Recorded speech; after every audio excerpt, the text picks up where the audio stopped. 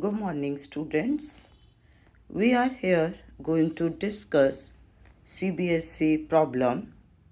That is, if one goes on increasing the wavelength of light incident on a metal surface, keeping its intensity constant, emission of photoelectrons stop at a particular wavelength for this metal.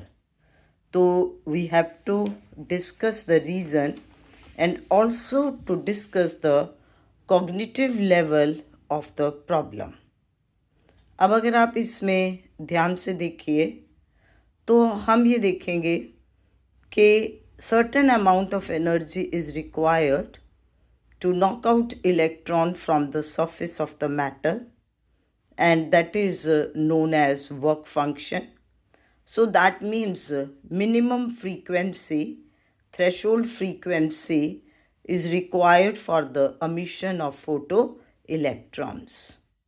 So जब भी कोई photon एक particular energy से जाकर के metal surface के ऊपर strike करता है तो एक पार्ट एनर्जी का इलेक्ट्रॉन को बाहर निकलने के लिए, नॉकआउट होने के लिए यूज़ हो जाता है, and rest of energy will appear in the form of kinetic energy of photoelectron. तो अब जैसे जैसे हम वेवलेंथ इंसिडेंट फोटोन की इंक्रीज करते जाएंगे, एनर्जी कम होती जाएगी, लेकिन एमिशन होगी और कम क्या होगा, फोटो इलेक्ट्रॉन जो एमिट हो रहे हैं उसकी काइनेटिक एनर्जी अब एक पर्टिकुलर वेवलेंथ आ जाएगी which is known as threshold wavelength, जिसमें फोटोन के पास उतनी ही एनर्जी होगी जितनी फोटो इलेक्ट्रॉन को अमिट होने के लिए चाहिए.